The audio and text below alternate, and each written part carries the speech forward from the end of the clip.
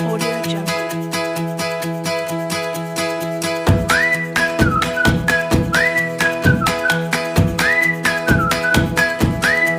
Audio Jungle.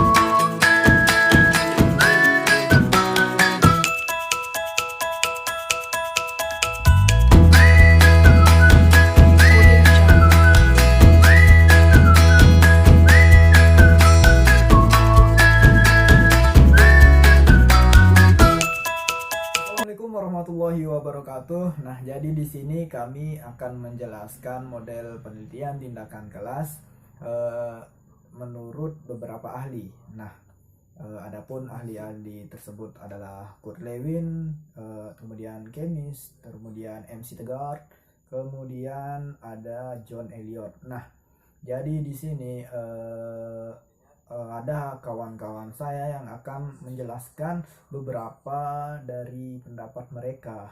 Nah, jadi di sini adapun Masita sebagai pemateri pertama, kemudian ada Moh Afriansah sebagai pemateri kedua, dan Muhammad Ilham Januarta saya sendiri sebagai pemateri ketiga. Nah, kemudian pemateri keempat yaitu Nur Khalifah, dan adapun yang terakhir adalah Qurratul Uyun. Nah, jadi teman-teman, marilah kita simak beberapa pemaparan dari mereka. Selamat menyimak. Assalamualaikum warahmatullahi wabarakatuh. Saya Masita dari kelompok 3 sebagai pemateri pertama akan menjelaskan tentang model penelitian tindakan kelas menurut Kurt Lewin. Langsung saja saya akan menjelaskan model PTK pertama kali dikemukakan oleh Kurt Lewin pada tahun 1946. Model ini menggambarkan tentang penelitian tindakan sebagai suatu proses yang spiral atau berurutan, yaitu meliputi perencanaan, pelaksanaan, pengamatan, dan refleksi. Penelitian tindakan kelas dalam satu siklus terdiri dari 4 langkah. Yang pertama yaitu sebuah perencanaan atau planning. Yang kedua adalah tindakan atau action. Yang ketiga observasi atau observing. Yang keempat adalah refleksi. Bismillahirrahmanirrahim. Assalamualaikum warahmatullahi wabarakatuh. Di sini saya akan melanjutkan penjelasan dari pemateri pertama, yaitu tentang model penelitian tindakan kelas dari Kemis dan MC Tanggar. Model penelitian Kemis dan MC Tanggar ini merupakan pengembangan dari model yang diperkenalkan oleh Kurt Lewin.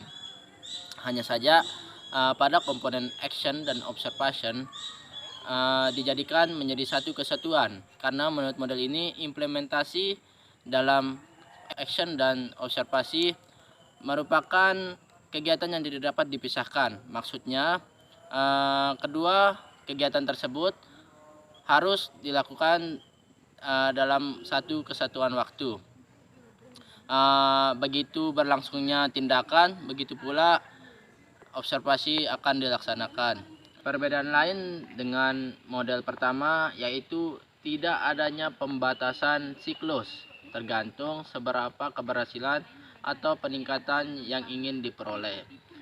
Jadi model Kemis dan MC Tanggar ini memiliki 3 komponen, yaitu ada planning atau rencana, kemudian action dan observation atau tindakan dan pengamatan, dan yang selanjutnya ada reflection atau refleksi yang akan dijelaskan oleh teman kelompok saya.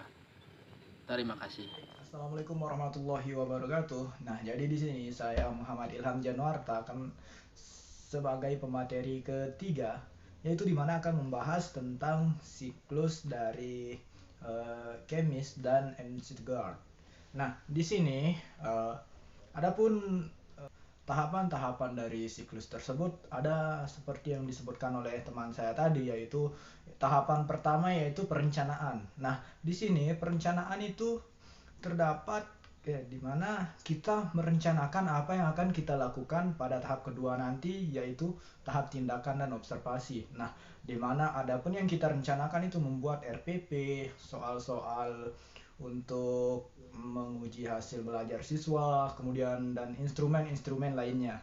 Nah, setelah kita merencanakan semua itu dengan matang, kita lanjutkan kepada tahapan kedua, yaitu tahapan tindakan dan observasi. Nah, di mana seperti yang disampaikan teman saya sebelumnya, yaitu tindakan dan observasi ini merupakan satu kesatuan yang satu. Nah, makanya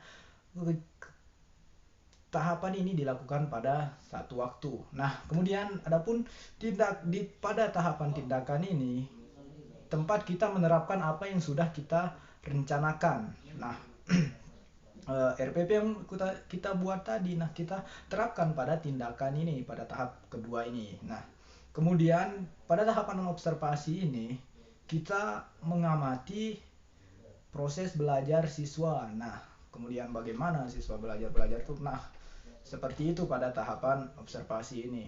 Nah, kemudian setelah tahapan tindakan dan observasi, kita lanjut kepada tahapan berikutnya, yaitu refleksi. Nah, di mana pada tahapan ini yaitu yang paling sangat penting. Bukan yang paling sangatnya. Tapi di sini sangat penting tindakan refleksi ini, di mana kita melihat, menilai tadi hasil dari belajar siswa. Nah, kemudian apabila nanti hasil belajar siswa itu tidak memenuhi indikator pencapaian yang sudah kita buat tadi pada tahap perencanaan, maka akan dilanjutkan kepada siklus kedua. Nah, begitulah dari refleksi. Setelah refleksi itu, apabila indikator pencapaian belum tercapai, maka dilanjutkan kepada siklus kedua. Nah, dimulai dari tahap perencanaan, kemudian dilanjutkan kepada tindakan dan observasi, kemudian refleksi lagi. Nah, apabila masih belum, maka dilanjutkan kepada siklus berikutnya, begitu terus. Nah, apabila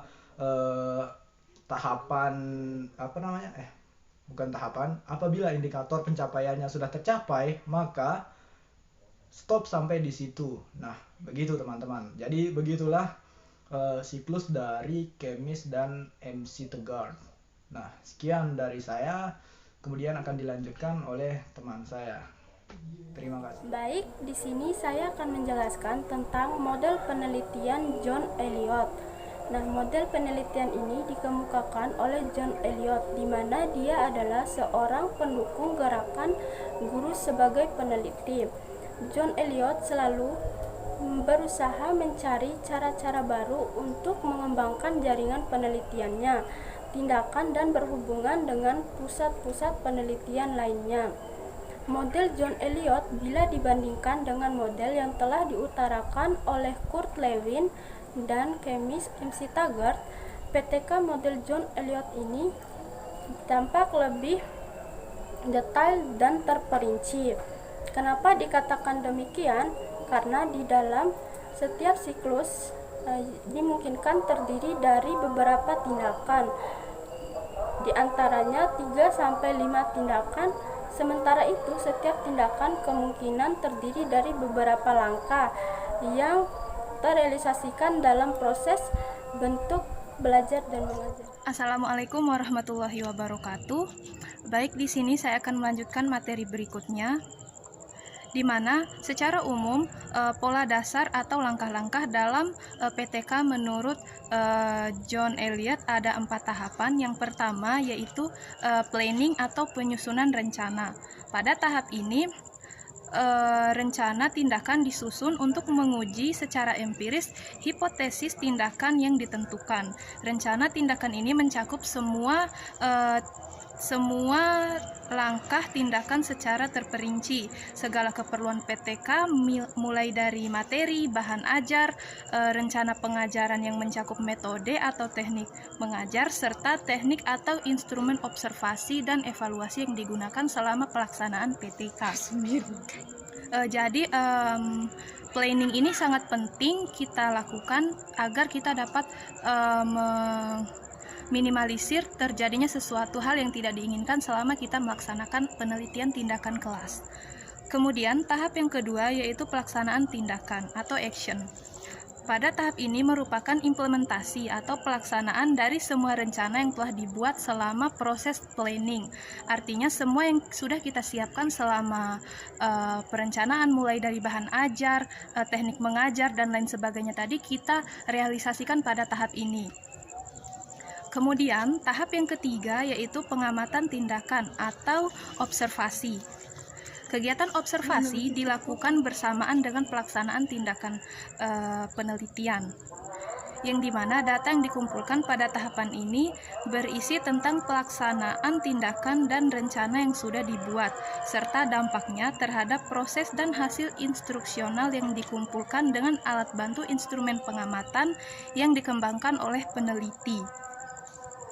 Pada tahap ini, perlu mempertimbangkan penggunaan beberapa jenis instrumen penelitian, instrumen atau alat ukur penelitian guna kepentingan triangulasi data. Dalam pelaksanaan observasi dan evaluasi, guru tidak harus bekerja sendiri, tetapi dia juga bisa berkolaborasi dengan pakar atau pengamat dari luar sejawat.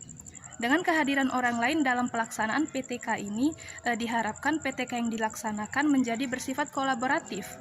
Hanya saja, pengamat luar tidak boleh terlibat terlalu dalam dan mengintervensi terhadap pengambilan keputusan tindakan yang dilakukan oleh peneliti. Artinya dia hanya membantu saja, tidak ikut andil terlalu dalam pelaksanaan PTK ini. Kemudian, tahapan yang terakhir atau tahap keempat yaitu refleksi terhadap tindakan. Tahapan ini merupakan tahapan yang memproses data yang didapat saat dilakukannya pengamatan. Data yang ditemukan ditafsirkan dan dicari eksplanasinya, dianalisis serta disintesis. Dalam proses ini, data ini dimungkinkan melibatkan orang luar sebagai kolaborator seperti tadi, rekan luar sejawat atau orang lain seperti tokoh masyarakat dan lain sebagainya.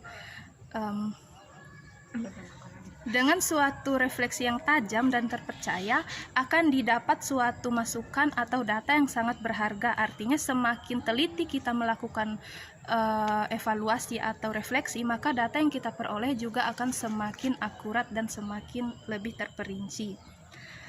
Itu saja dari saya. Saya kembalikan kepada Bu. Penjelasan dari teman-teman saya dari kelompok 3. Terima kasih kepada teman-teman yang sudah menyempatkan waktu untuk menyimak penyampaian dari teman-teman saya. Jadi saya mewakili kelompok 3